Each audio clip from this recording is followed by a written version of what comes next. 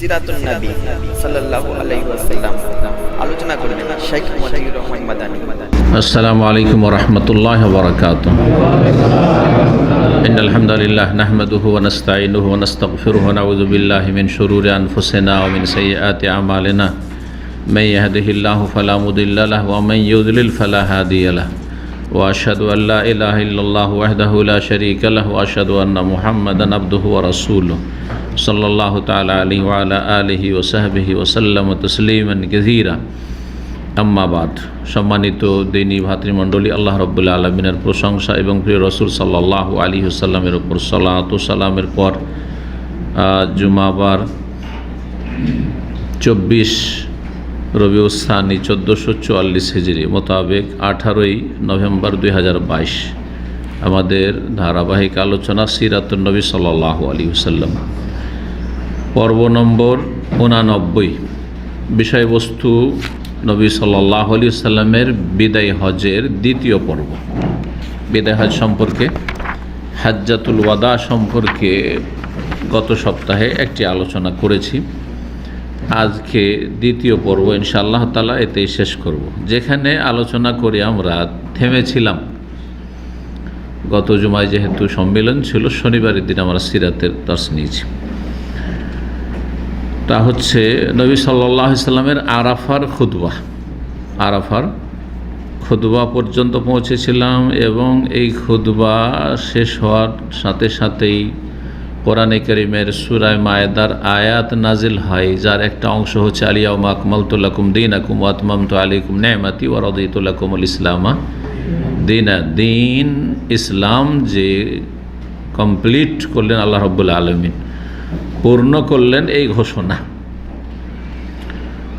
এবং আল্লাহর মনোনীত দিন একমাত্র ইসলাম। খুতবা শেষ হইল আরাফার ময়দানের। তারপরে বেলাল রাদিয়াল্লাহু তাআলা আনহু আজান দিলেন, তারপরে একামত দিলেন। আজানের পরে পরেই একামত দিলেন। রাসূলুল্লাহ সাল্লাল্লাহু আলাইহি ওয়াসাল্লাম সালাত পড়ালেন জোহরের এবং আসরের দুই রাকাত করে, জোহর 2 রাকাত আর তারপরে একামত দিয়ে আবার আসর 2 রাকাত। আজান কয়টি? একটি ছিল, আর একামত ছিল 2টি, 2 সালাতের জন্য। সালাত ছিল কসর। আরাফার সালাত কসর এবং জামা, দুটি জামা। এই জামাকে জামায়ে তাকদিম বলা হয় না তাখির বলা হয়? তাকদিম, অগ্রিম। তাকদিম মানে হচ্ছে অগ্রিম জমা করা, জোহরের সময় আসর পড়া। আর মুজদালিফার সালাত জামা তাখির, বিলম্ব, মাগরিবের সময় না পড়ে সেটা এশার সময় বা শেষ সময় পড়া। তো জমা করেছেন এবং কসর করেছেন। কসর সবাই করেছেন, এমন নয় যে মক্কার হাজি সাহেবরা কসর করেননি, বা তারা এই মাসলা জিজ্ঞেস করেছেন রাসূলুল্লাহ সাল্লাল্লাহু আলাইহি ওয়াসাল্লামকে যে আমরা তো মুকিম হয়ে গেছি, হ্যাঁ অনেক আগে এসেছি, অথবা আমরা তো এই আশেপাশেরই লোক, তো আমরা কসর করব কি করব না? সবাইকে নিয়ে কসর করেছেন রাসূলুল্লাহ সাল্লাল্লাহু আলাইহি ওয়াসাল্লাম। জি হ্যাঁ, পক্ষান্তরে মক্কা বিজয়ের বছর যখন নবী সাল্লাল্লাহু আলাইহি ওয়াসাল্লাম মক্কার লোকদেরকে নিয়ে, মক্কার লোকেরাও ছিল, মদিনার লোকেরা ছিল, মুসাফিরও ছিল, স্থানীয় লোকেরা ছিল, সবাইকে নিয়ে সালাত আদায় করলেন। এবং সালাত শুরু করার আগে একামত পরে বললেন, ইয়া আহলা মক্কা, হে মক্কাবাসী, আতিম্মু সালাতাকুম, তোমরা তোমাদের সালাত পূর্ণ পড়ো। ফাইন্না কওমুন সাফারুন, আমরা মুসাফির সম্প্রদায়, সুতরাং আমরা বাইরে থেকে এসেছি মুসাফির, আমরা 2 রাকাত পড়ে সালাম ফিরে দেব। ইমাম যদি মুসাফির হয় 2 রাকাত পড়ে সালাম ফিরে দেবে। মুক্তাদি যারা মুসাফির মুকিম, তারা বাকি 2 রাকাত কাজা করবে। কিন্তু হজের সময় এটা করেননি। তাহলে বোঝা গেল যে হজে মুকিম, মুসাফির, কাছের দূরের সবারই হুকুম সমান। সবাই কি করবে? কসর করে পড়বে, জমা করবে। হানাফি মযহাবের হুজুরেরা এর বিরোধিতা করে আরাফায় এসে, এবং সুন্নাতের খেলাফ তারা নামাজ পড়ে। কসর করতে চায় না, কসর করে না, আর জমাও করে না। বলছে জমা করার জন্য তাদের কাছে শর্ত যে নামেরা মসজিদে গিয়ে খতিব সাহেবের সাথে নামাজ পড়ে, ওই ইমামতি নামাজ পড়তে। যারা নামেরা মসজিদে নামাজ পড়ে খতিব সাহেবের সাথে তারা কসর করবে। আর আমরা যেহেতু তাঁবুতে পড়ছি, আমরা আপন আপন সময় পড়ব, জোহরের সময় জোহর, আসরের সময় আসর। আর তারা বলে যে 15 দিন হয়ে গেছে, হানাফি মাযহাব 15 দিন হলে মুকিম হয়ে যায়, 15 দিন হয়ে গেছে, সুতরাং আমরা পুরো নামাজ পড়ব। তাহলে সুন্নতের খেলাফ দুটো কাজ তারা করে এই হজে এসে। মজহাবি গোড়ামি তাদের, হাদিসের বিরোধিতা করবে মজহাব টিকিয়ে রাখার জন্য, মজহাবকে প্রাধান্য দিয়ে থাকে হাদিসের রসুলের ওপর সাল্লাল্লাহু আলাইহি ওয়াসাল্লাম। জোহর আসর জমা করলেন, জমা তাকদিম বা জমা মুকদ্দম, মাঝখানে সুন্নতগুলি পড়লেন না? সুন্নত পড়েননি জি। এই জন্য সুন্নত হচ্ছে সুন্নত না পড়া আরাফার ময়দানে। জি। তারপরে আসলেন অবস্থানের জায়গায়, অর্থাৎ যেখানে তিনি অবস্থান করেছিলেন, আর সেটি ছিল যেটাকে পরে নামকরণ করা হয়েছে জাবালুর রাহমা বলে। জাবালুর রাহমান নামটি কিন্তু কোনো হাদিসের নাম নাই, এটি পরবর্তীকালের মন গড়া নাম, কোনো হাদিসে নেই, নবী সাল্লাল্লাহু আলাইহি ওয়াসাল্লাম এই নাম দেননি। এটি হাদিসে এসছে আসাখরা, মানে ছোট ছোট পাহাড়, টিলা একটা, খুব বড় তো উঁচা পাহাড় তো নয়। দেখেছেন কি? অনেক দেখেননি? দেখেছেন? আশা করি চড়েছেন মনে হয়, না এত কষ্ট করেনি, চড়েছেন অন্য সিজনে না হজের ভিড়ে গিয়ে। আল্লাহ হেফাজত করে, কোন সহি আকিদার লোক সুন্নতের অনুসারী এই পাহাড়ের ওপর হজ করতে গিয়ে চড়বে না, ওর হইতেই পারে না। কারণ ওখানে যারা চড়ে তারা মানুষের মতো হয়ে থাকতে পারেন না, নারী পুরুষ একাকার, ধাক্কা ধাক্কি। এমন কি আমাদের কিছু শাইখেরা বলছিলেন, আরও শাইখেরা, আউযুবিল্লাহ, ইন্ডিয়া, পাকিস্তান, বাংলাদেশের লোকেরা এমন ভিড় করে, ইন্দোনেশিয়া, মালয়েশিয়ারা, যতগুলি দেশে বেদাত আর সুফিজম আছে সব এরাই ভিড় করে, এখানে জরুরি মনে করে। আর তারপরে ওখানে নারী পুরুষ চড়ে তো ওখানে কোনো বাথরুমের ব্যবস্থা নেই, আর কত কার এমার্জেন্সি হয়ে যায়, বলছে মহিলার পায়খানা লেগে গেছে, এখন কী করবে? মহিলাকে বড় কাপড় দিয়ে ঢেকে দিয়েছে, আর ওখানেই পায়খানা করছে পাহাড়, যেই জাবালের রহমতে। এসব বেদাতিদের কাজ। এই জন্য বলছে যে হজ মৌসুমে আপনারা চড়েছিলেন না অন্য সময় গিয়েছেন, এমনি দেখতে তামাশা চড়েছেন, কোনো দোষের কথা নেই, আমরাও গেছি, ছাত্র জীবনে গেছি। রাসূলুল্লাহ সাল্লাল্লাহু আলাইহি সাল্লাম সেখানে গেলেন, পাহাড়ের উপরে চড়েননি কিন্তু। তার মানে পাহাড়ের উপরে চড়াটাও, ওই যেটিকে জাবালুর রাহমা বলা হচ্ছে, এইটাও নবীর সুন্নত নয়। নবী সাল্লাল্লাহু পাহাড়ের পাশে অবস্থান করেছিলেন এবং ওঁটটিকে বসিয়ে দিলেন এমনভাবে যে ওঁটের পেটটি পাহাড়মুখী হয়েছিল। ফাজাআলা বাতনা নাকাতিহি, ওষ্টির পেটটা করে দিলেন এলা সাখরাত, সেই পাহাড় টিলার দিকে, মানে সেই ছোট পাহাড়টির দিকে। আর কিবলামুখী হয়ে দোয়া করেছেন, কিবলামুখী হয়ে দোয়া করেছেন পাহাড়ের নিচে, দোয়া করতে থেকেছেন। এই জোহর আসর পড়ে নেওয়ার পরে আসল কাজ, গুরুত্বপূর্ণ কাজ হচ্ছে দোয়া করা। কতক্ষণ পর্যন্ত? সূর্য অস্তমিত হওয়া পর্যন্ত, ডুবা পর্যন্ত। সূর্য ডুবা পর্যন্ত আরাফার ময়দানেই থাকতে হবে। একটা না কি এত ঘন্টা দোয়া করা সম্ভব? আজকালকার লোকের পক্ষে সম্ভব না। নবী সাল্লাল্লাহু আলাইহি সাল্লাম দোয়া করেছেন, জি দোয়াই করেছেন। তার সাথে এত ধৈর্য মানুষের আজকাল নেই। বড়দিন যদি হয় তো প্রায় 5 ঘন্টার বেশি, 5 থেকে 6 ঘন্টা। আর নবী সাল্লাল্লাহু আলাইহি সাল্লামের হজ বড় দিনে ছিল না ছোট দিনে, কে বলতে পারে? এটা কোনো কিতাবে পাবেন না, এমনি এমনি কোনো কিতাবে ওইভাবে পাওয়া যাবে না। এলে ভালো ওস্তাদ যারা দক্ষ নবী সাল্লাল্লাহু আলাইহি সাল্লামের সিরাত জীবনী সম্পর্কে, তো নবী সাল্লাল্লাহু আলাইহি সাল্লামের যেই বছর জিলহজ মাসটা ছিল বিদায় হজের বছর, ওই সময়টা গরমের সিজন ছিল না শীতের সিজন। যদি শীত সিজন হয় তাহলে দিন ছোট, আর যদি গ্রীষ্মকাল হয় তাহলে দিন বড়। আমরা শীতকালও হজ করেছি, ডিসেম্বর জানুয়ারিতে হজ করেছি। 2005-এ 5-6 যে হজগুলো ছিল সব ডিসেম্বর জানুয়ারিতে হজ ছিল। আবার প্রচণ্ড গরমের দিনে ছাত্র জীবন হজ করেছি, প্রথম হজগুলো। আর তারপরে এখন এই যে শেষ হজগুলো করোনার আগে করলাম, এগুলো সব গরমের দিনে, গরমের দিনে চলে এসছে আবার। তো সময় যেহেতু পরিবর্তন হতে আছে, নবী সাল্লাল্লাহু আলাইহি সাল্লামের যে হজটা ছিল সেটা একবার প্রচণ্ড গরমের দিনে হজ ছিল, গ্রীষ্মকালের হজ ছিল। সবচেয়ে বড় দিন যে সময়টা আগস্ট সেপ্টেম্বর এই সময়গুলোতে হজ ছিল। তো রাসূলুল্লাহ সাল্লাল্লাহু আলাইহি সাল্লাম চিন্তা করেন যে মক্কাতে জওয়াল, জোহর পড়েছেন জওয়ালের পরে, জওয়াল 12:30টায় ধরেন হয়ে যায়, বড় দিনও 12:30টায় কি হয়ে যায়, 12:30টায় ধরেন জওয়াল হয়ে যায়। তো 12:30 পৌনে 1টা পর্যন্ত ধরেন সালাত শেষ হয়ে গেল। তারপর থেকে আর সূর্য ডুবে কয়টায়, 1টাই করে দেন ধরেন, 1টা থেকে ধরেন 1টাতে জোহর আসর শেষ হলো। তারপর কারণ সৌদি আরবে যে কোনো জায়গায় দেখেন 1টা বাজে না, 1টার আগেই জোহর হয়ে যায়।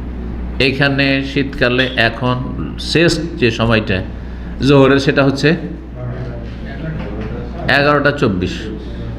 কয়েকদিন এই যে ছিল একবার কন্টিনিউ 11:24 ছিল, এখন 11:25 চলছে। কথা বোঝা গেছে। এখন আবার এদিকে ঠেলতে শুরু করেছে, 11:25, 26 এই বাড়তে থাকবে। আর খুব বেশি যখন হয়, খুব বেশি বড় দিনে কটায় জোহর হয়, হ্যাঁ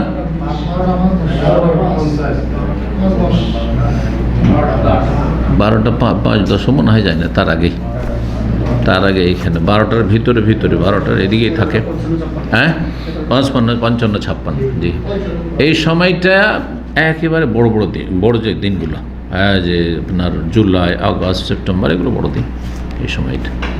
তাহলে মক্কার সাথে 45 মিনিটের পার্থক্য রয়েছে তার, হ্যাঁ আরাফার সাথে। তো সেখানে বড় দিনে 12টা থেকে 12:45, তাহলে 1টার মধ্যে সালাত শেষ। 1টা থেকে দোয়া করতে লেগেছেন। এইখানে সবচেয়ে বড় দিনে সূর্য ডুবে 6:36, 6:37 বেশি যায় না, কারণ আমার বড় দিন রোজা রেখেছি তো এখানে। তাহলে ওখানে হবে 7টা একটু বেশি, 7টা সোয়া 7টা, তাহলে 7টাও যদি ধরি 1টা থেকে 7টা কত ঘন্টা হয়, 6 ঘন্টা। তো আমাদের একজন বড় শেখ বলছিলেন এই বিষয়ে যে দীর্ঘ 6 ঘন্টা রাসূলুল্লাহ সাল্লাল্লাহু আলাইহি ওয়াসাল্লাম দোয়া আর জিকির আজকার করেছেন, কন্টিনিউ করেছেন, একবারে একটানা করেছেন অবিরাম। কীরকম ধৈর্যের সাথে দোয়া করেছে রাসূলুল্লাহ, সাহাবায়ে কেরামগণ। আজকালকার মতো নয় যে তাঁবুতে এসি লাগানো আছে, প্রচণ্ড গরমের দিনে চিন্তা করুন কী অবস্থা ছিল। আল্লাহু আকবার। আর আজকাল দেখেছি হাজী সাহেবদেরকে 5 মিনিট 10 মিনিট, তারপরে গল্প না হয় একবারে এমন ঘুম দিল, ঘুম দিল। হ্যাঁ জি, অধিকাংশ লোক আধা ঘন্টা কন্টিনিউ দোয়া করবে, 1 ঘন্টা কন্টিনিউ দোয়া করবে, এইরকম লোক খুব কম পাওয়া যায়। ঠিক আছে, দোয়া কন্টিনিউ না করতে পারছেন, আধা ঘন্টা 1 ঘন্টা দোয়া করেন, তারপরে আবার কিছু জিকির আজকার করেন, কিছু কোরআন তেলাওয়াত করেন, এর মাঝখানে খিদে লেগে থাকলে হালকা কিছু খান, অথবা একটু হাত পা ঝেড়ে আসেন, ঘুরে আসেন, একবার উজু করে আসেন, কিন্তু ইবাদত করেন। এই নয় যে অধিকাংশ সময়টা চলে যাচ্ছে দুনিয়াদারিতে। যাই হোক, রাসূলুল্লাহ সাল্লাল্লাহু আলাইহি ওয়াসাল্লাম গরমের দিনে হজ করেছেন, যে কথাটা বলছিলাম, কিবলামুখী দোয়া করতে থাকেন সূর্য ডুবা পর্যন্ত। তারপরে সূর্য ডুবার পরে নবী সাল্লাল্লাহু আলাইহি ওয়াসাল্লাম সেখান থেকে মুজদালিফার উদ্দেশ্যে রওনা হলেন। তাহলে সূর্যটা আরাফার ময়দানে ডুবিয়ে দিতাম, এটি করেছেন নবী সাল্লাল্লাহু আলাইহি ওয়াসাল্লাম। যারা আরাফার বর্ডার থেকে বেরিয়ে যায় সূর্য ডুবে না, তাদের হজ হয় না, কারণ আসল ওকুফ, হ্যাঁ হজের ওয়াজিব ছুটে গেল। আল হাজ্জ আরাফা, যে আরাফায় অবস্থান হচ্ছে রুকন, আর সূর্য ডুবিয়ে দেওয়া হচ্ছে ওয়াজিব। দম দিতে হবে। তাহলে মুজদালিফা পৌঁছলেন, পৌঁছে মাগরিব এশা পড়লেন, 1 আজান দিলেন, 2 একামত, 1 আজান 2 একামত। মাগরিবে কসর, অনেকে এই ভুলটা করে, মাগরিবে কসর করে। তো মাগরিবে কী করে, 1.5 রাকাত তো করা যাবে না, 2 রাকাত পড়ে হবে না, সালাত হবে না। ভালো করে শোনেন, স্পষ্ট হাদিস রয়েছে মাগরিবে কসর নবী সাল্লাল্লাহু কখনো করেন। এশা কসর করেছেন, মাঝখানে কোনো সুন্নত পড়লেন না। বেতর পড়েছেন কি না, কারণ বেতরে তো অনেক গুরুত্ব রয়েছে। নবী সাল্লাল্লাহু আলাইহি ওয়াসাল্লাম কোনো সফরেও বেতর ছাড়তেন না, কিন্তু হজের সফর, একমাত্র হজ, জেহাদের সফর ছাড়েন। যতগুলো জেহাদের সফর হচ্ছে কোনো জায়গাতে তিনি বেতর ছাড়েননি। কিন্তু এই মুজদালিফার এই রাত্রিতে রাসূলুল্লাহ সাল্লাল্লাহু আলাইহি ওয়াসাল্লাম, সাহাবায়ে কেরামগণ বেতর কেউ পড়েছেন, কোনো পজিটিভ কোনো হাদিস নেই। পড়েছেন আর প্রমাণ নেই। আবার পড়েননি এ কথার প্রমাণ নেই। সেজন্য পড়লে যাবে কি যাবে না, এই ক্ষেত্রে ওলামারা বলেছেন যে সুন্নাত দ্বারা যেহেতু প্রমাণিত নয়, তা আসল হচ্ছে না পড়া। কারণ যদি নবী সাল্লাল্লাহু ভেতর পড়তেন তাহলে আসতো, তারপরে কেউ যদি পড়ে নেয় ভেতর তাহলে নাজায়েজ বলা যাবে না, কারণ পড়েননি এই কথাও কোনো স্পষ্ট হাদিসে নেই।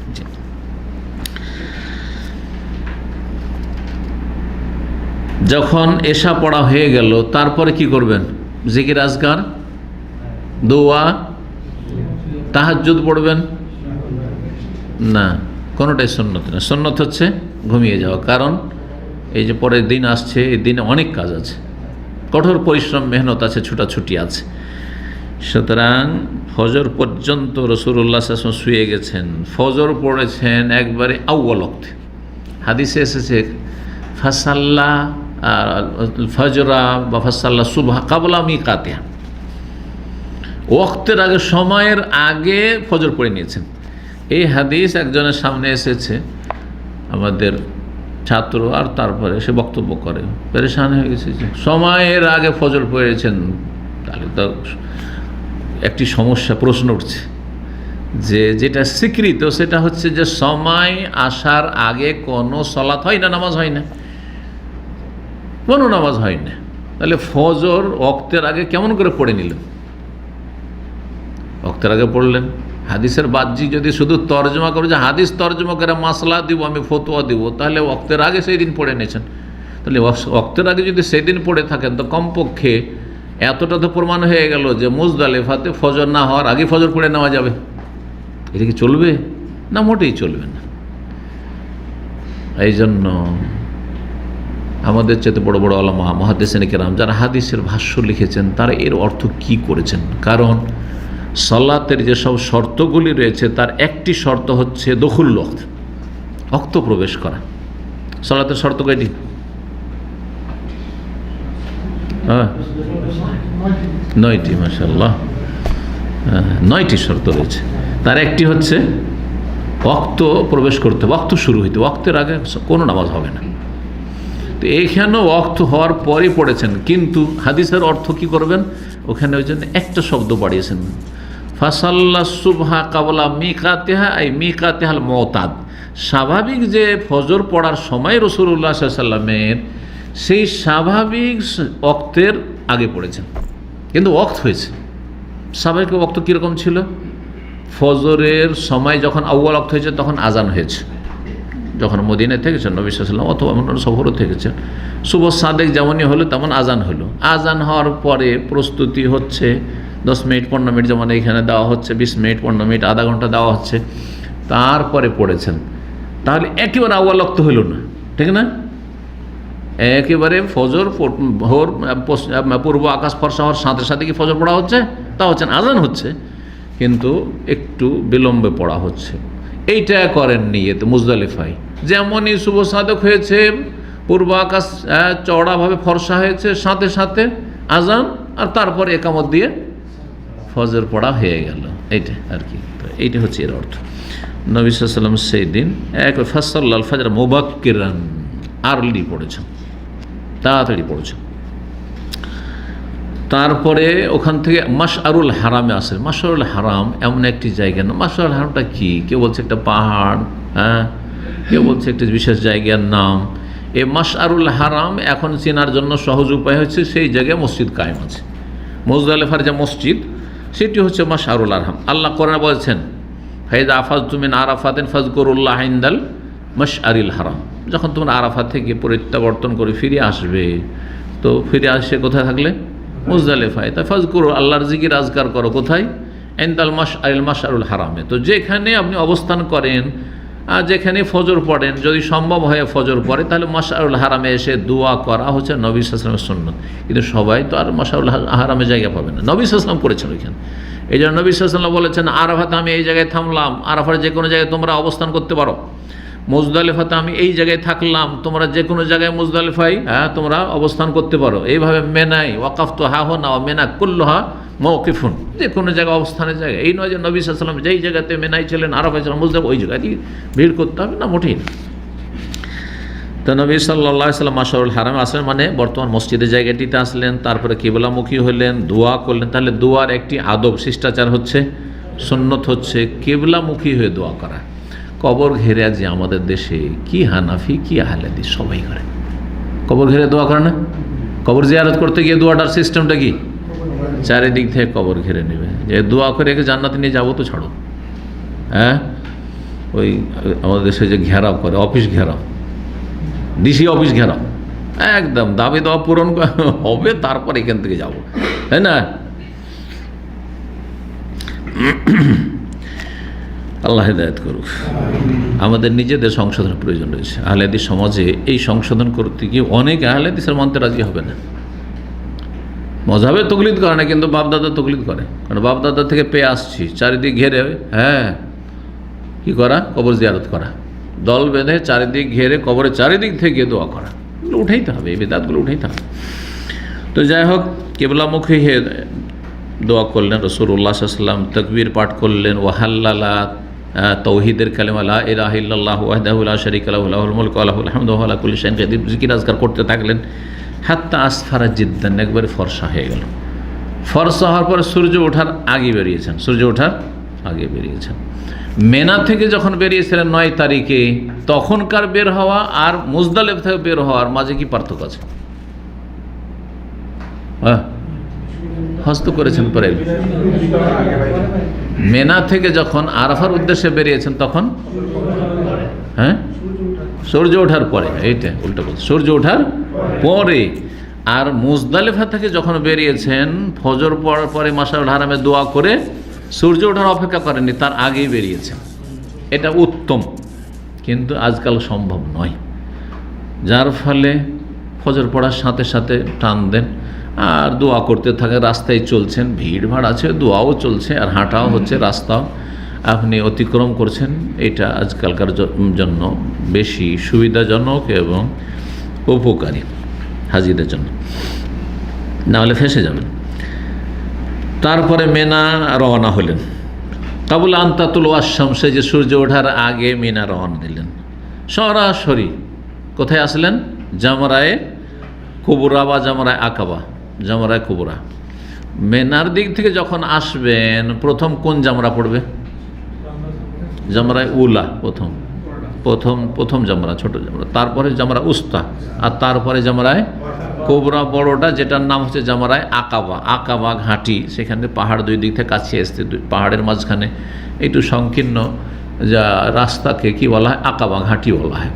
খালাকতাহামাল আকাবা ওমা আদরাকা মাল আকাবা, এটা নেকির আকাবা, নেকির ঘাঁটি বলা হয়। তো আকাবা মানে ঘাঁটি।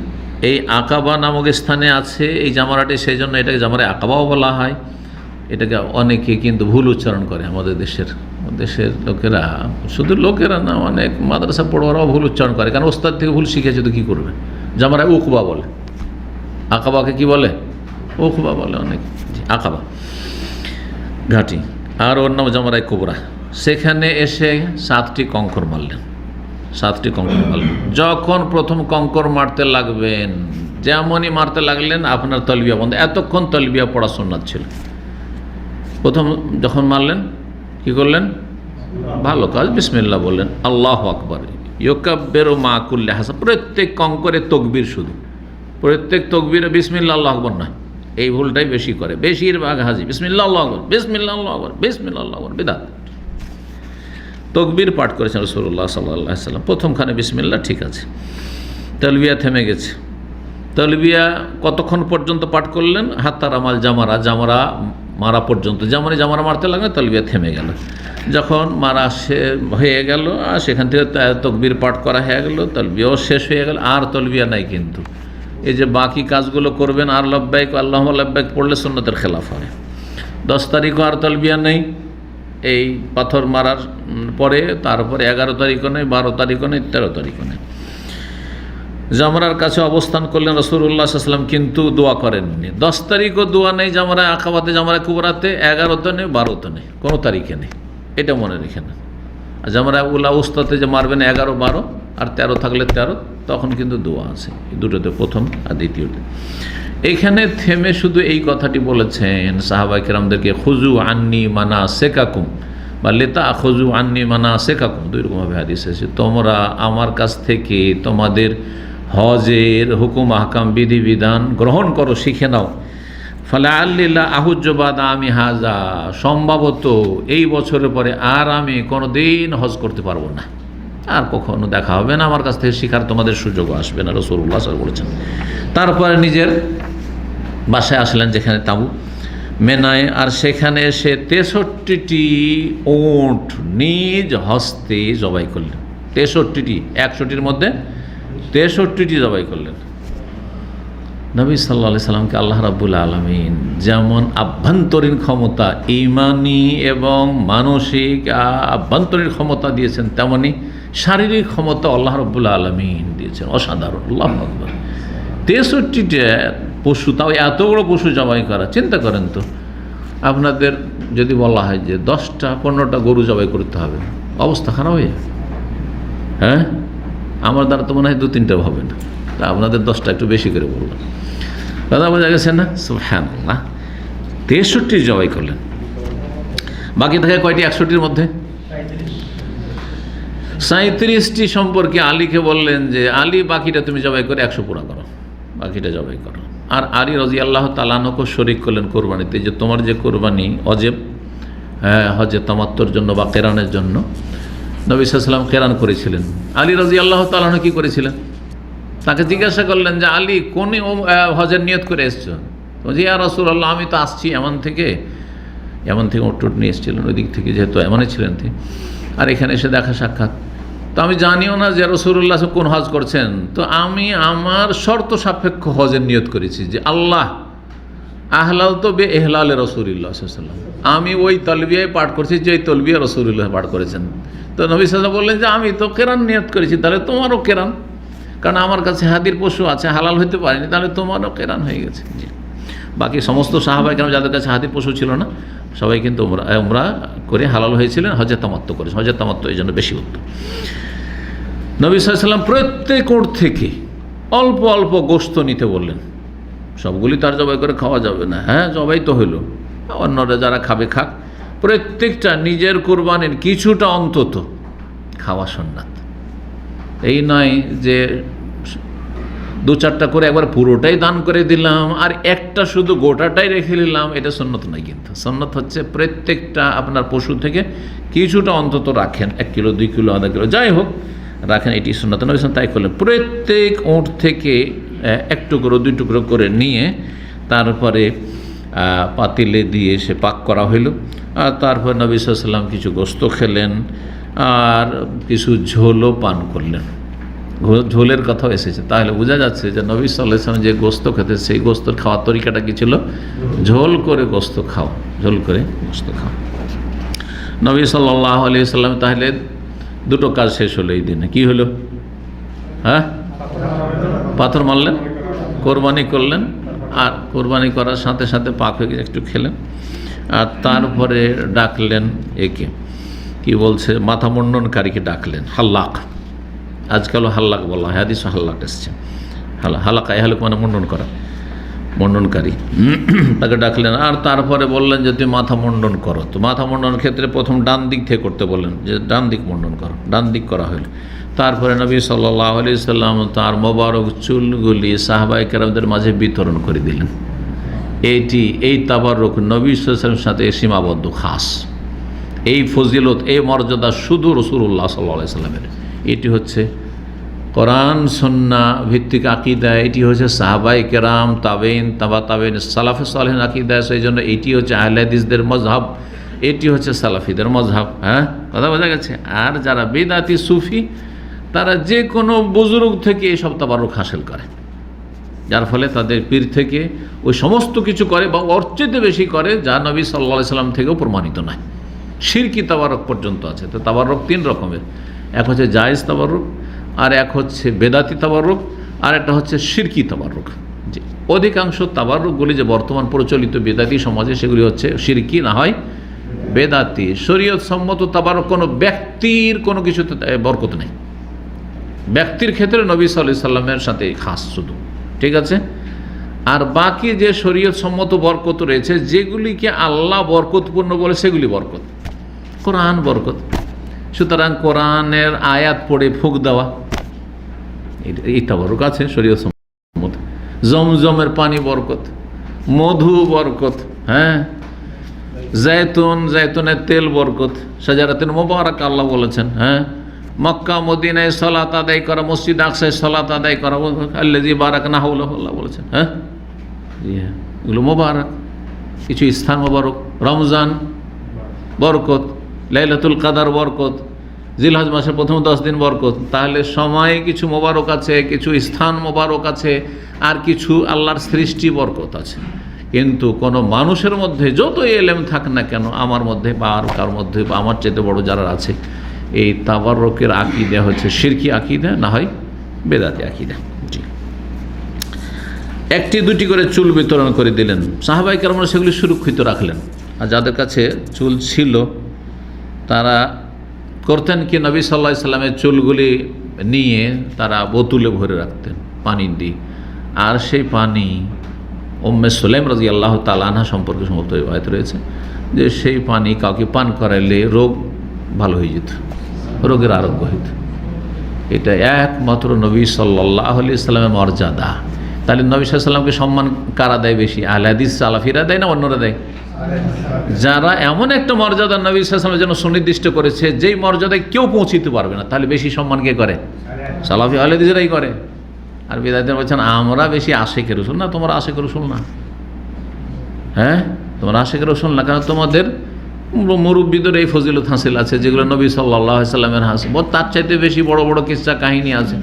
হ্যাঁ, নবী সাল্লাল্লাহু আলাইহি সাল্লামের মুজিজা তাদের বুজুর্গানের দিনের মন গড়া কেরামতির কাছে ফেল হয়ে, এত এত কেরামতি ছড়াছড়ি তাদের, বিদাতীদের। আল্লাহ হেফাজত করবে। তারপরে বাম দিক এগিয়ে দিলেন, বাম দিক মন্ডন করতে বললেন। আর বাম দিকের চুলগুলি আবু তালহাকে দিয়ে দিলেন। এই আবু তালহার পরিবারের কাছে, আবু তালহা বা উম্মে সুলাইম তার স্ত্রী আনাসের মা, তাদের কাছে এই চুল সুরক্ষিত ছিল। নবী সাল্লাল্লাহু আলাইহি ওয়াসাল্লাম ইন্তেকালের পরে যতদিন ছিল তাদের ঘরে, তাদের থেকে কেউ অসুখ বিসুখ হইলে ওই চুল যে পানিতে ভেজা ছিল ওখানে অল্প পানি নিয়ে একটু পান করালে ভালো হয়ে যেত রোগ। আল্লাহু আকবার। নবী সাল্লাল্লাহু আলাইহি ওয়াসাল্লাম কাপড় পরিবর্তন করলেন, মাথা মুন্ডানোর পরে কাপড় পরিবর্তন করলেন।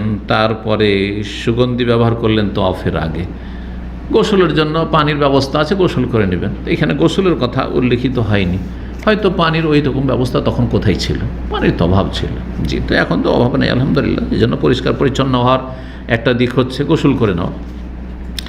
তারপরে নবী সাল্লাল্লাহু আলাইহি ওয়াসাল্লাম উটের পিঠে চাপলেন, বাইতুল্লাহ আসলেন, আর এসে তওয়াফে ইফাজা করলেন। কিন্তু সাফা মারওয়ার আর সাই করলেন না। কেন করলেন না? হ্যাঁ,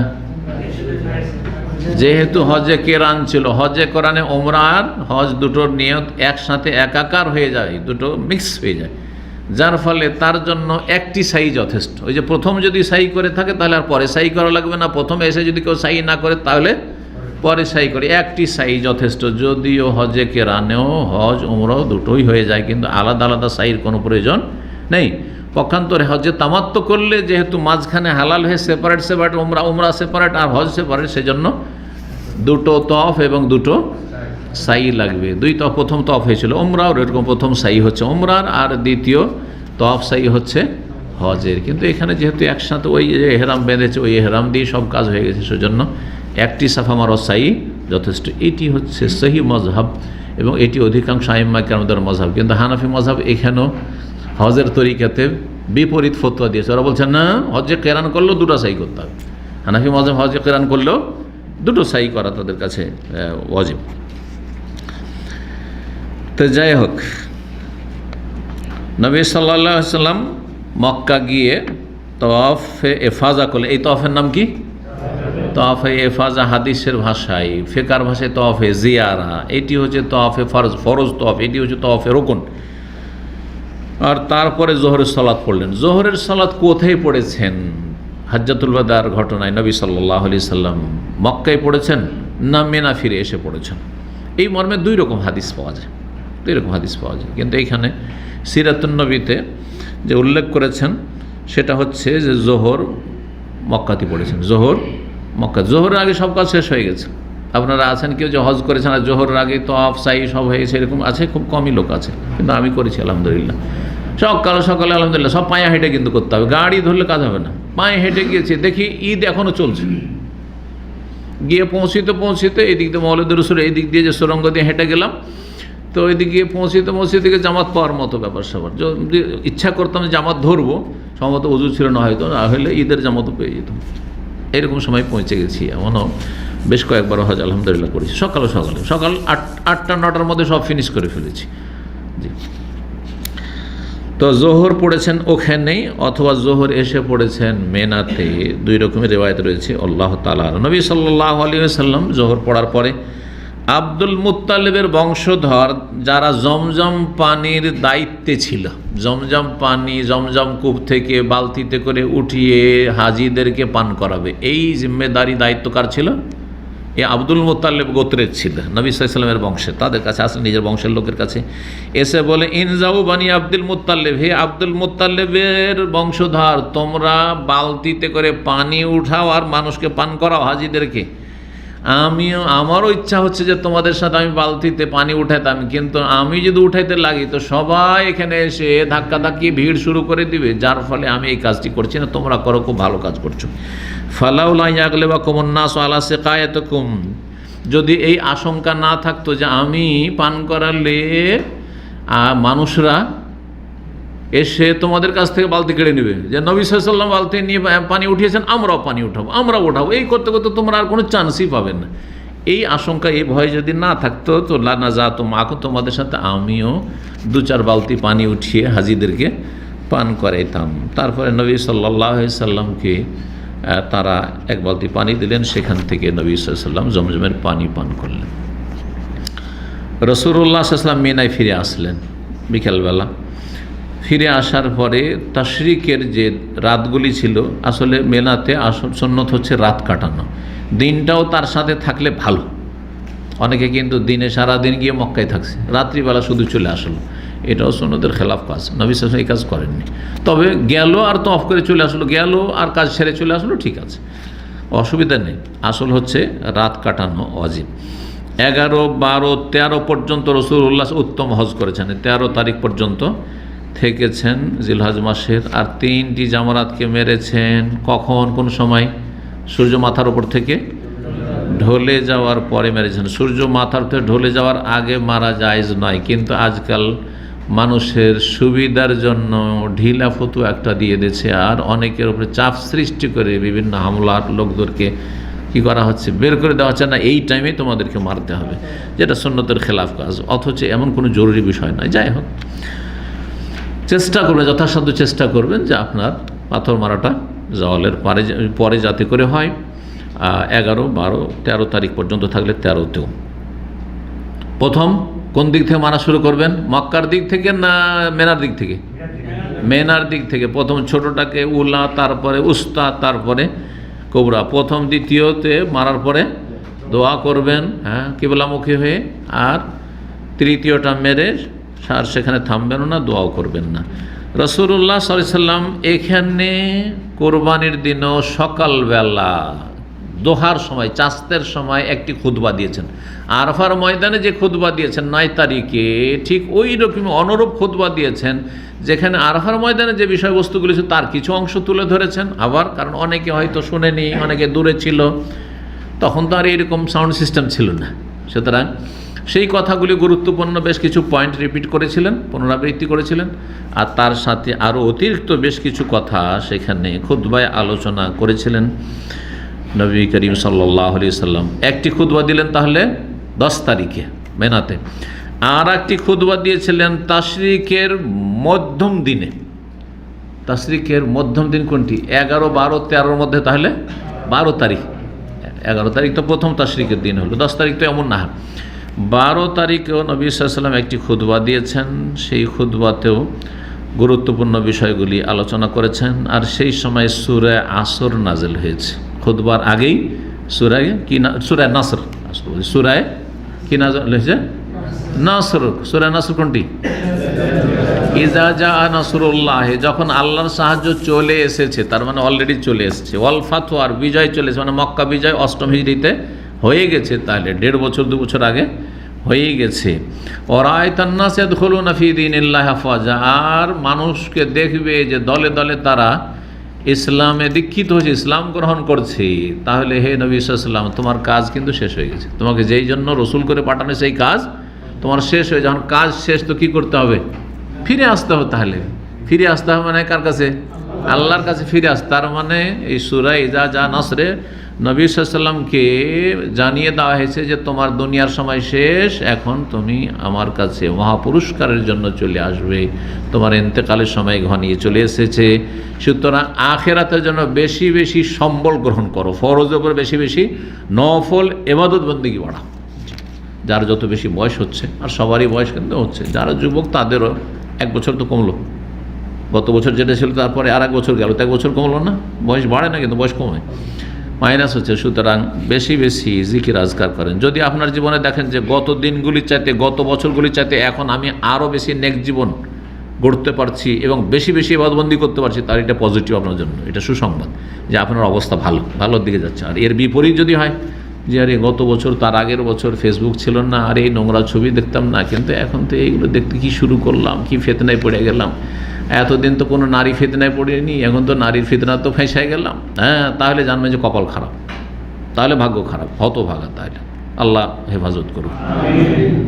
এক সময় ছিল যে মাশাআল্লাহ মসজিদে একবারে প্রথম কাতারে থাকার চেষ্টা করতেন, আজানের সাথে মসজিদে যাওয়ার, কিন্তু এখন মোবাইলের ফিতনাতে অনেকেই এই যাচ্ছি, তারপরে কখনো গিয়ে প্রথম রাকাত পাচ্ছেন, কখনো গিয়ে প্রথম রাকাত পাচ্ছেন না, মাসবুক হয়ে যাচ্ছেন। তাহলে জানতে হবে যে না, আপনার মধ্যে অধপতন চলে এসছে, অবনতি চলে এসছে। আল্লাহ তৌফিক দান করুন, বুঝান।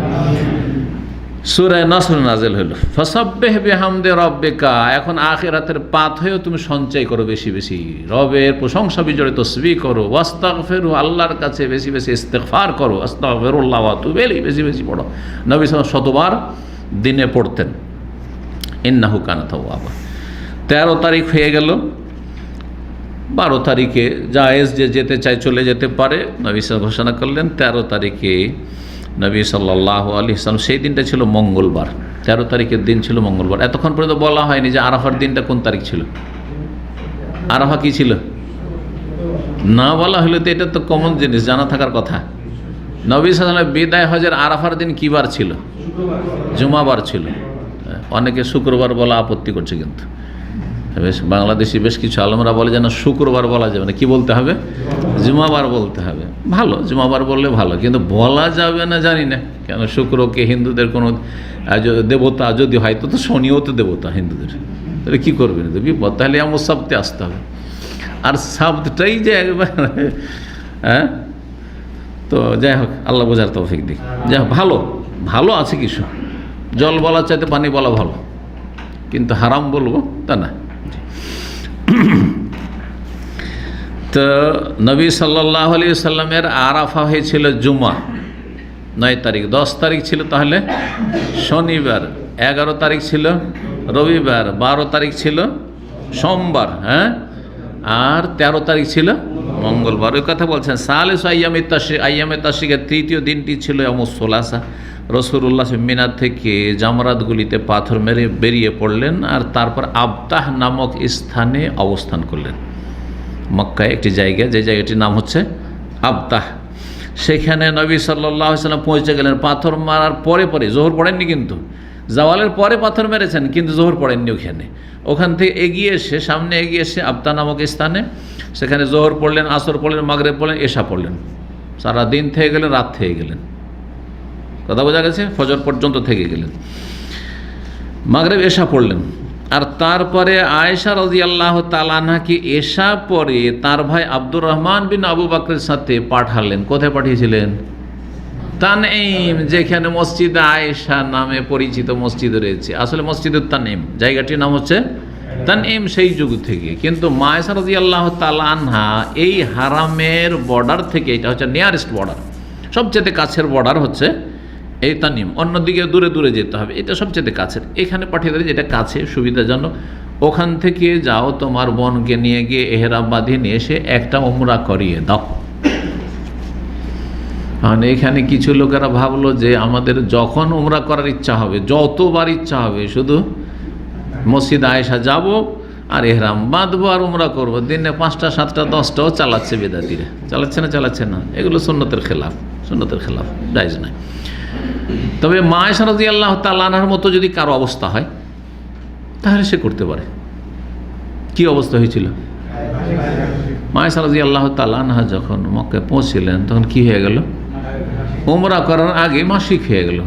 তখন কাঁদতে শুরু করলেন, আবেগে কাঁদতে শুরু করলেন যে এলাম হজে আর উমরাটা করতে পারলাম না, তওয়াফ করতে পারলাম না, কাবা ঘরে ঢুকতে পারলাম না, কান্না শুরু করে দিলেন। নবী সাল্লাল্লাহু আলাইহি ওয়াসাল্লাম বললেন, কী ব্যাপার তুমি কাঁদছো কেন? আল্লাহকে নফেস্তে ও মাসিক হয়ে গেছে সেই জন্য কান্না তোমার? আরে তুমি কি চিন্তা আছে? ইন্না হাযা আমরুন কাদ কাতাবাহুল্লাহু আলা বানাতি আদম। এটা এমন একটা বিষয়, এটা প্রাকৃতিক বিষয়। আদমের মেয়েদের সবার উপর আল্লাহ বিধিবদ্ধ করেছে, সবার উপর আল্লাহ লিখে দিয়েছেন। মানে সৃষ্টিগত লিখে দেওয়া, আল্লাহ লিখে দেওয়া হচ্ছে দুই রকম। একটা হচ্ছে সৃষ্টিগত লিখে দেওয়া তকদিরে, আর আরেকটি হচ্ছে লিখে দেওয়া মানে কুতিবা আলাইকুমুস সিয়াম। কুতিবা আলাইকুমুস সিয়াম ওটাও তো কুতিবা লিখা হয়েছে। তো কি লিখা? এটা শারঈ লিখা, বিধানগত লিখা হয়েছে যে আল্লাহ ফরজ করে দিয়েছে। তো কুতিবা যখন শরীয়তের বিষয় তখন ফরজ করা হয়েছে। কুতিবা আলাইকুমুল কিসাস, কুতিবা আলাইকুমুস সিয়াম, কুতিবা আলাইকুমুল কিতাল কোরআন আছে। জি, তো সুতরাং তুমি সব কাজ করতে পারবে, শুধু গায়রা আল্লাহ তাতুহিবিল বাইত, বাইতুল্লাহ তওয়াফটা করতে পারবে না। এই মাসিক অবস্থাতে 8 তারিখ চলে আসলো। এখন আলাদা করে উমরা করতে পারলেন না, ওনার কাছে হাদির পশু ছিল না, উমরা করে হজরত তামাত্তু করে নিতে পারতেন, কিন্তু বাধা কি হইল? মাসিক ঋতু হইল। তখন কি করেছিলেন? তখন যে নিয়ত করে এসেছিলেন প্রথম ওই দিক থেকে কিসের? হজরত তামাত্তুর, উমরার নিয়ত করে এসেছিলেন, কিন্তু যেহেতু বাধাগ্রস্ত হইলেন, হালাল হতে পারলেন না, আর 8 তারিখ চলে আসলো, তখন সে ওমরার নিয়তকে হজের নিয়তে ঢুকিয়ে ফেললেন, দিয়ে কি বানিয়ে দিলেন?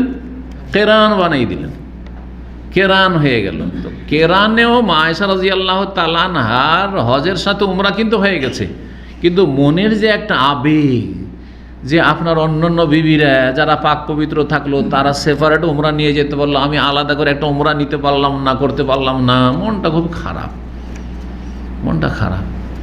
নবী সাল্লাল্লাহু আলাইহি ওয়াসাল্লাম তো খুব বেশি যেহেতু ভালোবাসতেন, হ্যাঁ, সেই জন্য তার অন্তরটা, মনটা জয় করার জন্য, মনটা খুশি করার জন্য কি করলেন? পাঠিয়ে দিলেন, যা তোমার বোনের আশাটা পূর্ণ করিয়ে দাও, একটা উমরা আলাদা করে করিয়ে দাও। কথা বুঝেছে? এই জন্য পাঠিয়েছিলেন। যদি সবার জন্য এই তানঈম থেকে বা মসজিদ আয়েশা থেকে এইরকম বারবার উমরা করা অথবা একের বেশি উমরা করা এক সফরে থাকতো, তাহলে আব্দুর রহমানকে বলতেন, আব্দুর রহমান তুমি যখন যাচ্ছ তোমার বোনের সাথে, তো শুধু ও কেন উমরা করো, তুমি একটা উমরা করে নিও। কোনো প্রমাণ আছে? যাও আমের হামিনাত তানঈম, ওকে একটা উমরা করিয়ে দাও, সাথে নিয়ে উমরা করো, ব্যাস মাহরাম হয়ে তার সাথে থাকো তুমি। উমরা করে ফিরে আসলেন মা আয়েশা রাদিয়াল্লাহু তাআলা আনহা, আর সেখানে ভোর রাতে পৌঁছে গেলেন। উমরা করে রাতারাতি উমরা করে ভোর রাতের সাহারির সময় পৌঁছে গেলেন। নবী সাল্লাল্লাহু আলাইহি ওয়াসাল্লাম সেখানে কিছুক্ষণ ঘুমিয়েছিলেন, আর তারপরে ঘোষণা দিলেন যে এখান থেকে কি করো, এখন আমরা রওনা হব, চলো। বাইতুল্লাহর উদ্দেশ্যে রওনা হলেন নবী সাল্লাল্লাহু আলাইহি ওয়াসাল্লাম। বাইতুল্লাহর তওয়াফ করলেন। কোন তওয়াফ এটি? বিদায় তওয়াফে বেদা করলেন। তারপরে বাইতুল্লাহ সালাতুল ফজর, তাহলে ফজরটা আবতাহাতে পড়লেন। ফজরটা কোথায় পড়লেন? বাইতুল্লাহতে পড়লেন সালাতুল ফজর। তারপরে সেখান থেকে মদিনার উদ্দেশ্যে রওনা হলেন। যখন মদিনার উদ্দেশ্যে রওনা হলেন, তখন মক্কার যে নিচু এলাকা, সেই নিচু এলাকা দিয়ে মক্কা থেকে বেরোলেন। মক্কায় নবী সাল্লাল্লাহু আলাইহি ওয়াসাল্লামের প্রবেশ এবং সেখান থেকে প্রস্থান দুই রকম হয়েছে। যখন প্রবেশ করেছেন তখন দাখালামিন আলাহা, উঁচু এলাকা দিয়ে ঢুকেছেন, যেটা হুজুনের দিক, এই দিকটা যে সুলাইমানিয়ার দিকে যেদিকে বাসগুলো থামছে এই দিক দিয়ে। ওয়া খারাজামিন আসফালি, আর নিচু এলাকা দিয়ে তিনি প্রস্থান করেছেন, ডিপারচার করেছেন। জি, মদিনার উদ্দেশ্যে রওনা হয়েছেন। সেটা কোন দিকে ছিল? সেটা ছিল জারওয়ালের দিকে। ওই যে জারওয়াল বুঝেন? সবাই বুঝে না কিন্তু, যেদিকে আপনার ওই জেদ্দার ট্যাক্সিগুলো পাওয়া যায় ওই দিকটায়, হ্যাঁ, জেদ্দার ট্যাক্সিগুলো পাওয়া যাচ্ছে না, হ্যাঁ, তো ওই সাইডটা দেখুন নিচু হয়ে আছে ওই দিকটা। তো ওই দিকে তারপরে যে মহল্লাটা আছে ওই মহল্লাটার নাম হচ্ছে জারওয়াল। আমি যেহেতু হজ মৌসুমে বক্তব্য করেছি মক্কায়, তো এই এলাকায় আমার 1 বছরের ডিউটি ছিল। এই জারওয়াল, তারপরে আশেপাশে যে হাফায়ের আরও যে মহল্লাগুলো হচ্ছে এই এলাকায়, জাহির, নুহাই নুজহা, এই কয়েকটা এলাকাতে মসজিদগুলোতে বক্তব্য মাগরিবে থাকতো, এশায় থাকতো, এমনকি অনেক সময় ফজরও থাকতো, এমনকি জোহর আসরও থাকতো। 5 টাইম অনেক সময় বক্তব্য থাকতো, কিন্তু বেশিক্ষণের নয়, বেশিক্ষণে থাকতো না, 15 মিনিট, আধা ঘন্টা। কারণ হাজি সাহেবের আর কতক্ষণ ধৈর্য ধরবে, তারপরে প্রশ্ন করতে লেগে গেলে তখন হয়তো সময় দিতে হতো। তো এখানে করেছি, আবার আজিজিয়া তো করেছি, আজিজিয়ার অনেকগুলি মসজিদে করেছি এক সময়। তো নবী সাল্লাল্লাহু আলাইহি ওয়াসাল্লাম যখন প্রবেশ করেছেন হজের জন্য তখন উঁচু এলাকা দিয়ে, আর যখন বেরিয়েছিলেন তখন নিচু এলাকা দিয়ে। তাই বলছেন যে নবী সাল্লাল্লাহু আলাইহি ওয়াসাল্লাম খারাজা মিন আসফালে মক্কা, মক্কার নিচু রাস্তা দিয়ে বেরিয়েছিলেন। জি, নিচু দিয়ে চলাফেরা করা সহজ, কিন্তু উঁচা রাস্তায় উঠা, ঢোকার সময় ঠিক আছে, উঁচার দিক থেকে এসে উঁচা দিয়ে এসে হারামে ঢুকে পড়লেন, তাই না? কিন্তু উঠার সময় যদি এই দিক দিয়ে উঠতে হয় তো উঁচাতে কষ্ট না? তো এই জন্যই হয়তো নবী সাল্লাল্লাহু আলাইহি ওয়াসাল্লাম এটা করেছিলেন। মদিনার কাছাকাছি যখন পৌঁছছিলেন আর মদিনার ঘর বাড়ি দেখতে পাচ্ছেন, তখন 3 বার তাকবীর পাঠ করে রাসূলুল্লাহ সাল্লাল্লাহু আলাইহি ওয়াসাল্লাম আল্লাহু আকবার, আল্লাহু আকবার, আল্লাহু আকবার পাঠ করলেন। আর তারপরে বললেন লা ইলাহা ইল্লাল্লাহু ওয়াহদাহু লা শারীকা লাহু লাহুল মুলকু ওয়া লাহুল হামদু ওয়া হুয়া আলা কুল্লি শাইইন কাদির, কালিমা তাওহীদ পাঠ করলেন। তারপরে ফেরার একটি দোয়া আছে অতিরিক্ত, সেই দোয়াটি পাঠ করলেন। সেটা হচ্ছে আয়েবুনা তায়েবুনা আবেদুনা সাজেদুনা লিরাব্বিনা হামিদুন। কার মুখস্থ আছে? মাশাআল্লাহ। আয়েবুনা মানে আমরা ফিরে আসছি, আবা ইয়াউবু মানে ফিরে আসা, ইন্নাহু আওয়াব। আইয়ুব আলাইহিস সালাম আল্লাহ অভিমুখী, আল্লাহ দিয়ে প্রত্যাবর্তনকারী ছিলেন।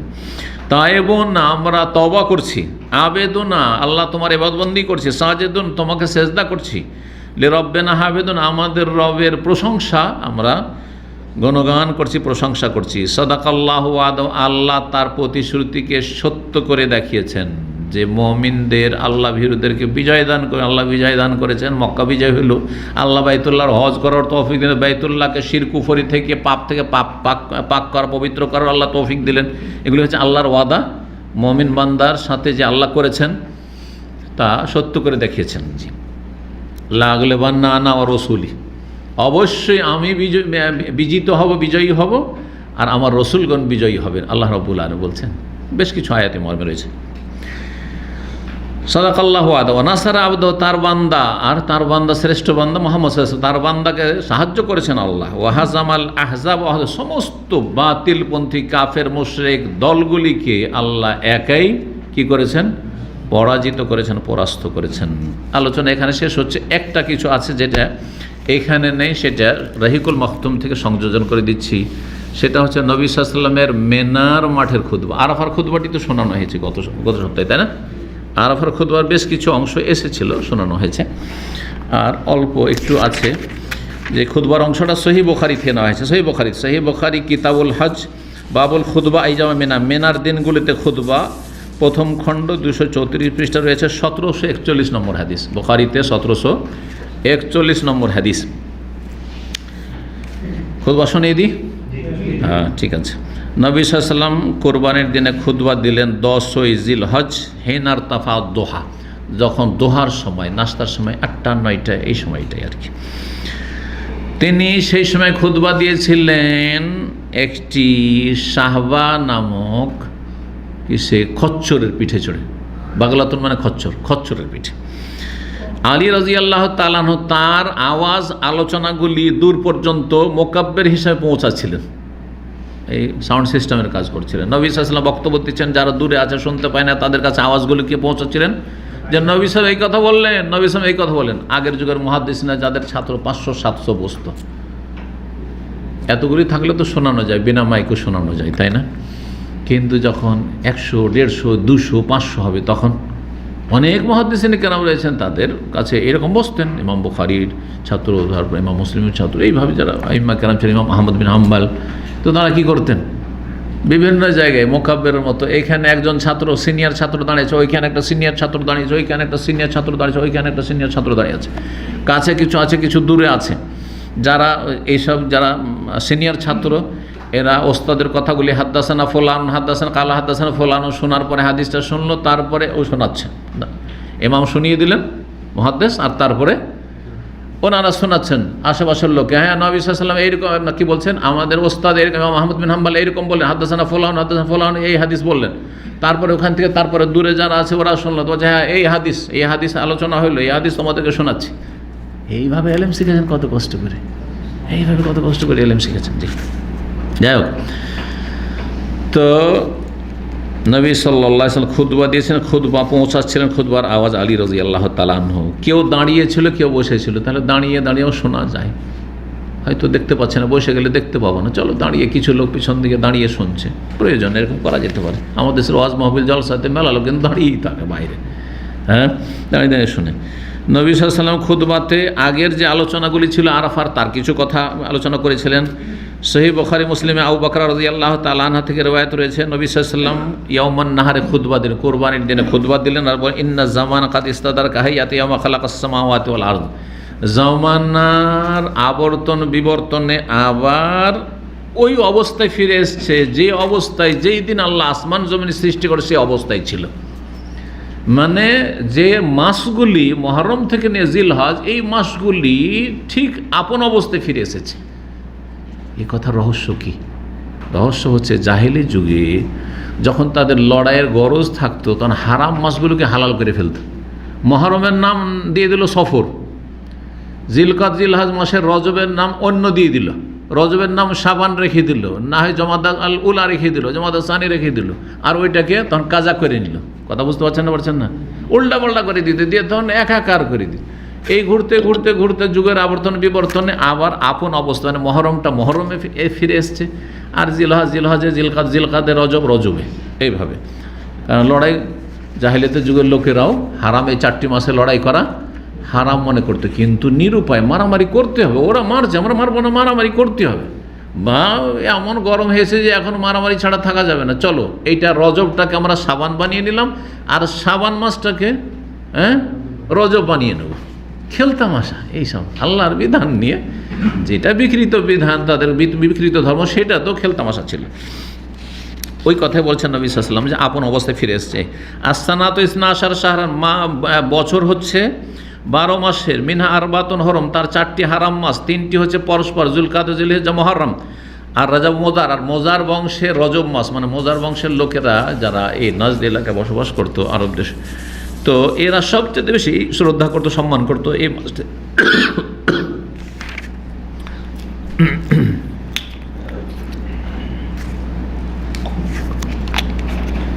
নবী সাল্লাল্লাহু আলাইহি ওয়াসাল্লাম খুতবায় বললেন, ওয়াইয়ু শাহরিন হাজা, আচ্ছা বলো তো এটা কোন মাস? তখন সাহাবীরা বলছেন আল্লাহ ওয়া রাসূল আলাম, আল্লাহ জানেন বেশি আর রসুল বেশি জানেন, কারণ তারা জানতেন না যেটা জিলহজ মাস। নবী সাল্লাল্লাহু আলাইহি ওয়াসাল্লাম জিজ্ঞাসা করায় তারা কি বলেছেন? আল্লাহ এবং রসুল বেশি জানেন। উনি উত্তর দিছে না, ফাসাকাত্তা, নবী সাল্লাল্লাহু আলাইহি ওয়াসাল্লাম কিছু বললেন না। হাত্তা জানান আন্নাহু সায়ুসাম্মিহি বিগাইরি ইসমি, আমরা ভাবলাম যে হয়তো অন্য কোনো নাম বলবেন নবী সাল্লাল্লাহু আলাইহি ওয়াসাল্লাম, তো আমরা আর জবাব দিতে গেলাম না। তারপরে নবী সাল্লাল্লাহু আলাইহি ওয়াসাল্লাম বলছেন যে আলাইসা জিল হজ্জা, এটা জিলহজ মাস না? তোমাদের জিজ্ঞাসা করছে কোন মাস, তো এটাই বলছো না, তোমরা বলছো আল্লাহ ওয়া রাসূলু আলাম। সাহাবীরা বলে বলা অবশ্যই এটা জিলহজ মাস। আর আইয়ু বালাদিন হাজা, এই শহরের নাম কি? সবাই জানে যে মক্কা, হ্যাঁ, আর মক্কার বেশ কিছু নাম সেগুলিও তারা জানতো, যে মক্কার নামে একটি হচ্ছে উম্মুল কোরা, একটি হচ্ছে বালদা। কোরআনে বালদা আছে, জি, আল বালদাতুল্লাযী হাররামাহা ওয়া লাহু কুল্লু শাই, কোরআনে রয়েছে, সূরা কাসাস সম্ভবত। তো নবী সাল্লাল্লাহু আলাইহি ওয়াসাল্লাম জিজ্ঞাসা করলেন যে এটি কোন শহর, কোন নগরী? বললেন আল্লাহ ওয়া রাসূল আলাম, আল্লাহ এবং রসুল বেশি জানেন। নবী সাল্লাল্লাহু আলাইহি ওয়াসাল্লাম কিছুক্ষণ চুপ থাকলেন। তারপরে ভাবলাম যে হয়তো নবী সাল্লাল্লাহু আলাইহি ওয়াসাল্লাম কোনো নতুন নাম বলবেন মক্কার আজকে। কালা আলাইসাতিল বালদা, এটি বালদা শহর নয়, বালদা নগরী না? কুলনা, বললাম আমরা হ্যাঁ অবশ্যই। কালা আইয়ু ইয়াউমিন হাজা, এই দিনটা কোন দিন? কুলনা আল্লাহ ওয়া রাসূল, কোন দিন ছিল? কোরবানির দিন, 10 তারিখ এমন নাহার। ভাবলাম যে নবী সাল্লাল্লাহু আলাইহি ওয়াসাল্লাম থাকলেন, আর আমরা বললাম আল্লাহ রাসূল আলাম, মনে হয় নতুন কোনো নাম দেবেন নবী সাল্লাল্লাহু আলাইহি ওয়াসাল্লাম। কালা আলাইসা ইয়াউমুন নাহার, এটা ইয়াউমুন নাহার না? কোরবানির নাহার মানে জবাই করার দিন, কোরবানি জবাইয়ের দিন না, কোরবানির দিন। কুলনা, বললাম আমরা, বললেন হ্যাঁ অবশ্যই। কালা, তারপরে নবী সাল্লাল্লাহু আলাইহি ওয়াসাল্লাম খুতবা বলে ফাইন্না দিমাকুম আমওয়ালাকুম আরাদাকুম হারামুন আলাইকা হুরমাতি ইয়াউমিকুম হাযা ফি বালাদিকুম হাযা ফি শাহরিকুম হাযা, শুনে রাখো তোমাদের জান, রক্ত, তোমাদের ধন সম্পদ, মাল, তোমাদের ইজ্জত আবরু, মান সম্মান, আলাইকুম হারাম, তোমাদের একজনের আর একজনের প্রতি হারাম, সম্মানিত।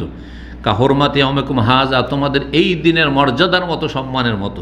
যেমন এই দিনের সম্মান রয়েছে তোমাদের ফি বালাদিকুম, এই শহরের মতো এবং এই মাসের মতো। যেমন এই দিন, এই মাস আর এই নগরীকে তোমরা শ্রদ্ধা সম্মান করো, ঠিক তেমনই একজন মুসলিম আর একজন মুসলিমকে তার জান, মাল, ইজ্জত, আবরু, মান, সম্মান সবকে সম্মান করবে। ওয়াসাতালকাউনা রাব্বাকুম, শীঘ্রই তোমরা তোমাদের প্রতিপালকের সাথে মিলিত হবে। ফায়াসআলুকুম আন আমালিকুম, তোমাদের আমল কর্মকাণ্ড সম্পর্কে আল্লাহ জিজ্ঞেস করবেন। আলা, শুনে রাখ, ফালা তারজিউ বাদে দল্লালান, তোমরা আমার ইন্তেকালের পরে পথভ্রষ্ট হয়ে ফিরে চলে যেও না ইসলাম থেকে। ইয়াদরিবু বা'দুকুম বাযা, অন্য রিওয়ায়াতে রয়েছে লা তারজিউ বাদি কুফার, আমার পরে তোমরা কাফের হয়ে ফিরে চলে যেও না, মুরতাদ হয়ে যায় না, অথবা আল্লাহর নাশুকরি করিও না, ছোটো কুফরি নাশুকরি করিও না, যে তোমরা এক মুসলিম আর এক মুসলিমকে খুন করবে আর রক্তপাত করবে। আল্লাহ হাল বাল্লাক, তো তারপরে বললেন যে শোনো, তোমাদের কাছে কি আমি তবলিগ করে দিলাম কিনা, পৌঁছে দিলাম কিনা? কালুর নাম, সবাই সাহাবীরা আবার বললেন, যেমন আরাফে বলেছিলেন, হ্যাঁ, যে হ্যাঁ অবশ্যই ইয়া রাসূলুল্লাহ, আপনি পৌঁছে দেন। কাল আল্লাহুম্মা শাহাদ, আল্লাহ তুমি সাক্ষী থাকো। এরা বলছে হ্যাঁ আমি সুন্দর করে তাদের কাছে ইসলাম পৌঁছে দিয়েছি। ফালিয়ুবাল্লিগু শাহিদুল গায়ব, তারপরে বলেন যারা এখানে হাজির আছো এই মেনার ময়দানে, তারা আমার কথাগুলি যারা গায়েব আসতে পারেননি বা যারা আরও পরে ইসলাম গ্রহণ করবে তাদের কাছে পৌঁছে দিবে। উপস্থিত লোকেরা অনুপস্থিতের কাছে পৌঁছে দেবে। ফারুব্বা মোবাল্লাগিন আও আমিন সামিন, কারণ কখনো কখনো যাকে পরবর্তীকালে এই জ্ঞানগুলি পৌঁছানো হবে, যেই ব্যক্তি পৌঁছাবে বেশ, যে বা সরাসরি আমার কাছ থেকে শিখলো শুনলো, তার চাইতে বেশি সংরক্ষণকারী হবে। তার মানে কি?